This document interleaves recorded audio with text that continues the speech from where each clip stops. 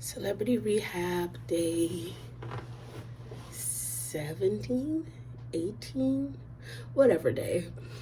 So today was finally a group therapy day. Started with a new group. So it's like we're going over the same things we did the first time in group therapy, but it's just with a new group of people.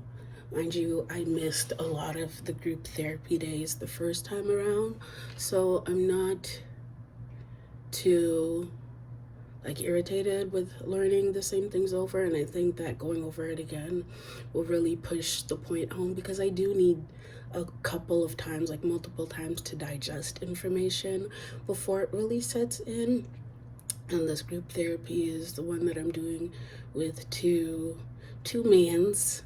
um there was a woman of color in one of our first sessions, though, and that was like surprising. That was nice. I don't know if she's going to be there during all of the group sessions, but it definitely made me feel a lot more comfortable when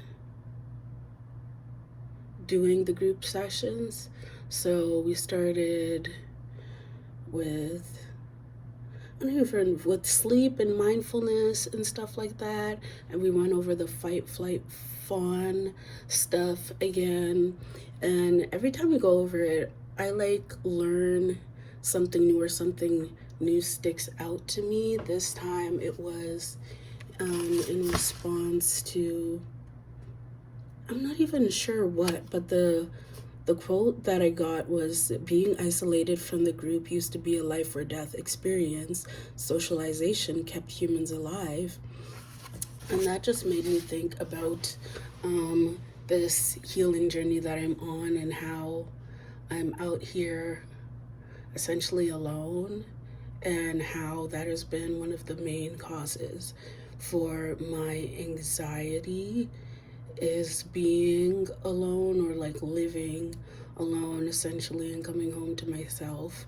And I think that as a society, we make it seem like, oh, you got to be independent, girl boss. Yeah, do it on your own, live on your own, get your own house, get your own apartment, this everything on your own, when that's not how humans were created to survive. Like literally back in the stone ages and the cave ages, if you were alone, it was very likely that you were going to die, because you couldn't handle all of the threats on your own. You couldn't handle all the responsibilities on your own. That's why community is so important.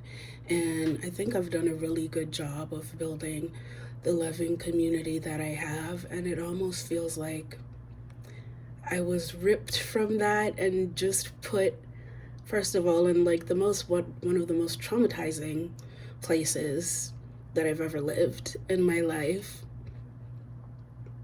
And then I'm put into this program that feels like fucking chemotherapy for the mind, and my nervous system still has not adjusted to being alone. And being alone isn't normal. So let's just talk about that in the human sense. And so it's not normal.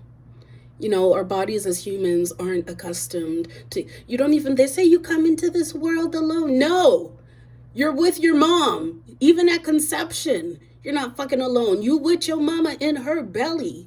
So there's actually nothing normal about being alone. And I just want to say that so that I don't feel like a fucking freak and like I'm needy for like needing human connection, because I've really been needing it. I've been lacking it so much. That's why I've been trying to go out more, because this shit is not for the weak. Not that I ever thought it was. I should have known it wasn't for the weak when I had to literally do my intake sessions and just open up about every bad thing that I've been through.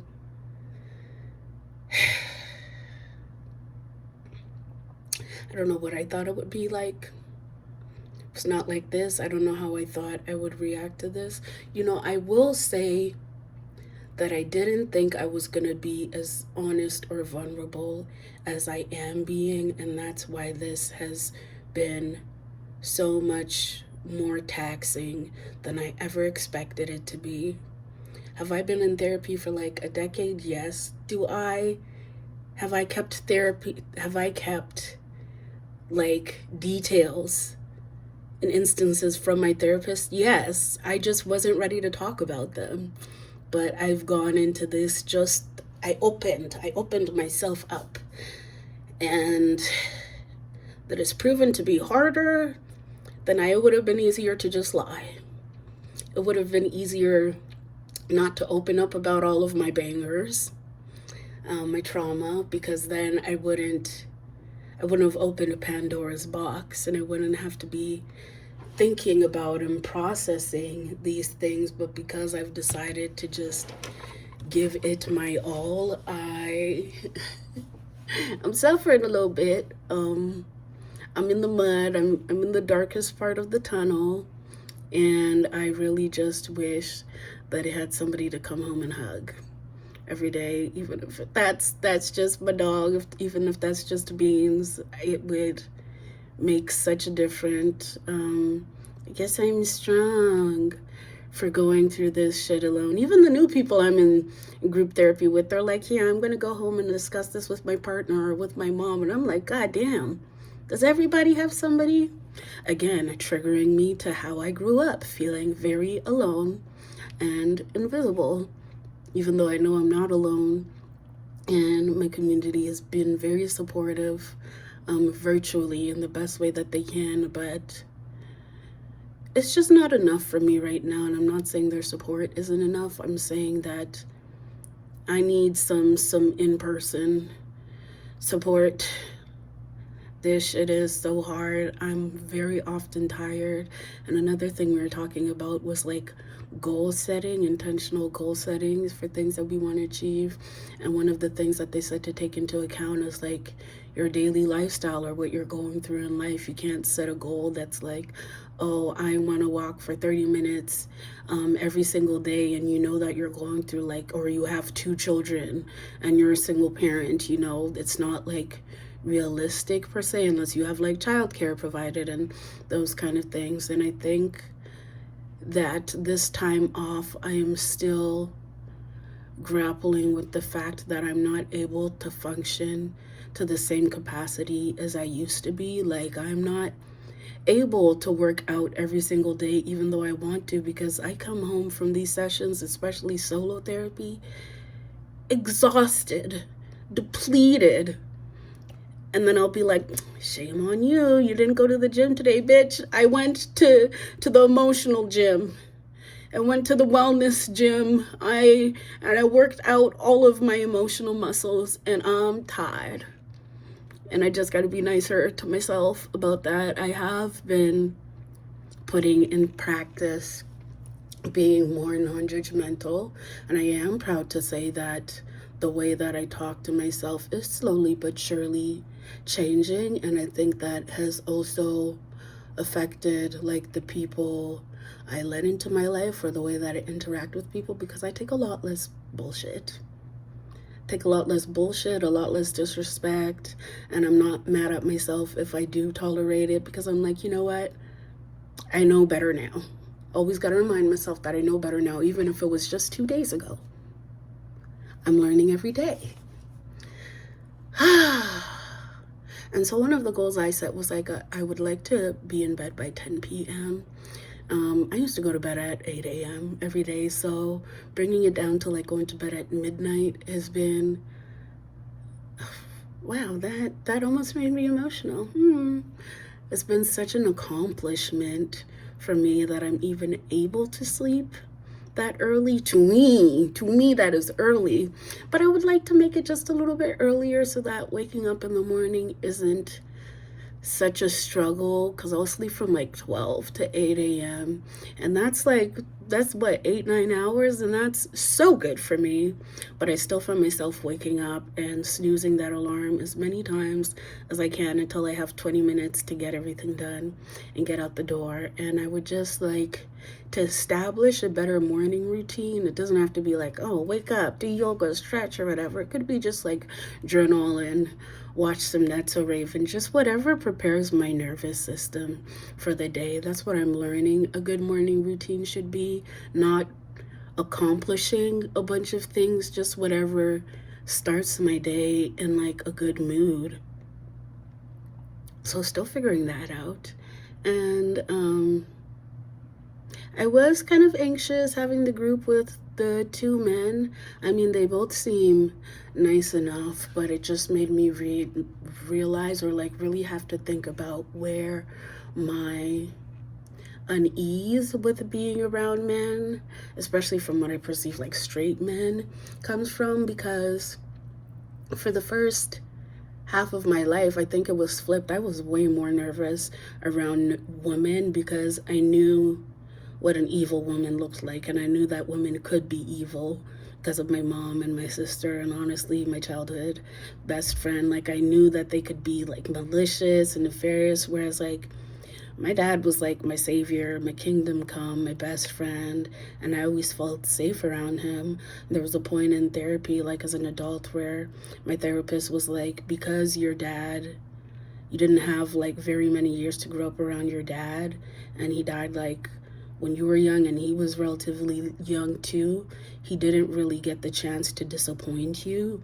And so now when you interact with men or you go into relationships with men, you just expect men to be good like your dad, because your dad didn't really get to show you any other side of him because he died early on. And so you just have this innate belief that like, oh, men have good intentions, when that's not the case all the time. And that really like rocked my fucking world, because it's true. And I don't think that even after being sexually assaulted, because I wasn't conscious for that, so I didn't really associate that with like men being evil per se, because I didn't know the guy, I didn't know what he looked like. It wasn't like a, I still like didn't even believe it happened to me because I wasn't conscious for like a very long time. It wasn't until I got into my second relationship with Ted and he was like physically, like violently abusive, where I really learned that men can be like evil and dangerous. Because I went into that relationship being like, oh, I'm a pacifist, I don't believe in violence, because I grew up in a very violent home, and I was like, I just don't think that that's a way to solve anything. And then I got into a relationship with a man that was physically violent. Mind you, it didn't, him being violent wasn't enough for me to leave at first, because I was like, he's not doing anything that my mother hasn't done to me. Like, oh, he's hitting me. My mom hit me and she told me she loved me. She told me she was doing it because she loved me. So this guy's telling me he loves me, and if I believe my mom, I don't know why I wouldn't believe him. You know, like, oh, he choked me till I passed out. My mom did the same thing and she said she loved me, so why would I leave him for that? You know, it wasn't until I like looked at myself in the mirror after like one particularly gruesome beating, I'll say, that I was like, I don't think I want to die like this. I don't think I want this to be my, I don't want to die at the hands of a man. Of a man? I said, okay, no, this one, this one is evil. You know, he actually doesn't love you. This isn't, well, I mean, I didn't realize it then that this is not what people that say they love you do, because I still, I guess, believed that what my mom did was love, but I just knew that I didn't want to die, and not like that anyways, because I mean, I really didn't want to be alive after that experience. But that's like what really drove into my head that like men can be dangerous and men can be violent. And that's not all that he was. He was a very multidimensional person. He was also very funny, very curious, a lot of different things that contributed to making me stay. I remember when my therapist and I had a joint session with him, and she was like, I can see why you fell for him. That man is so charming. Like, he knew how to use his words for good and for bad. Okay. And I think that since then, I felt like, first of all, showing weakness in front of men. I don't like doing it. I don't like crying in front of men. I feel like a fucking idiot when I do show emotions around men. I'm like, you ruined it. You ruined it. Now they know you're weak and they're going to take advantage of you.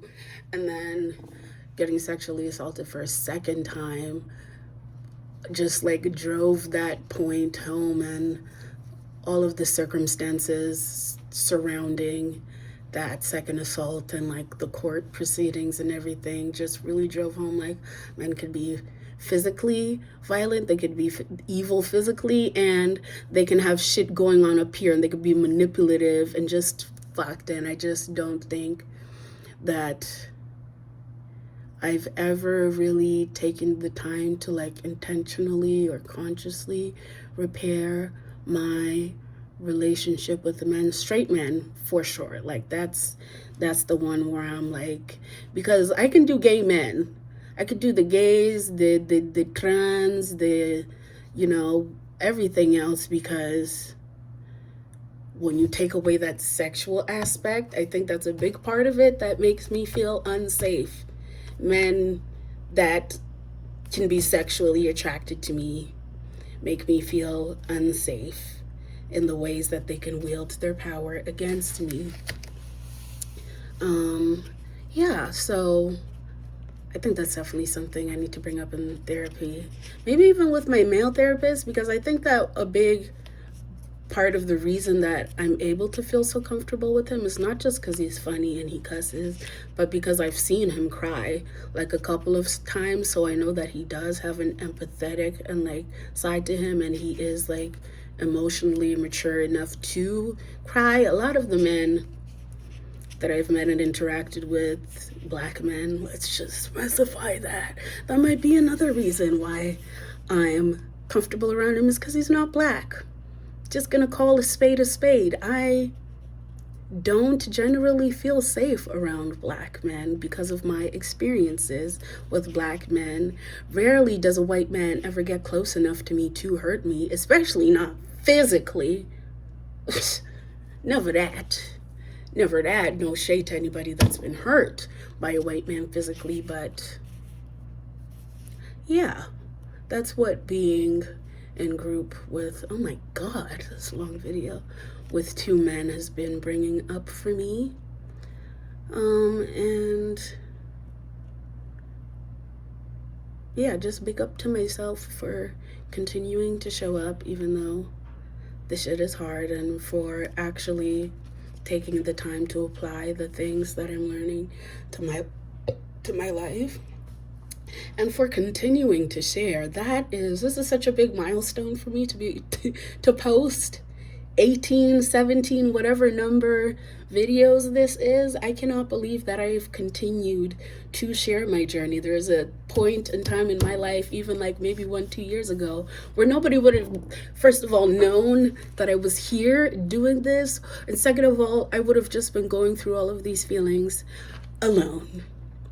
So shout out to me for leaning on the people in my life, even though they're not here. It is still very hard for me to say that I need help or that I'm going through a hard time, but it's getting easier for me, and I'm also grateful for the people that can tell when I need help or I'm going through a hard time, because it makes me feel seen, and that is something that I always appreciate. So that is Celebrity Rehab Day 17 or 18. Maybe 16, no, 17.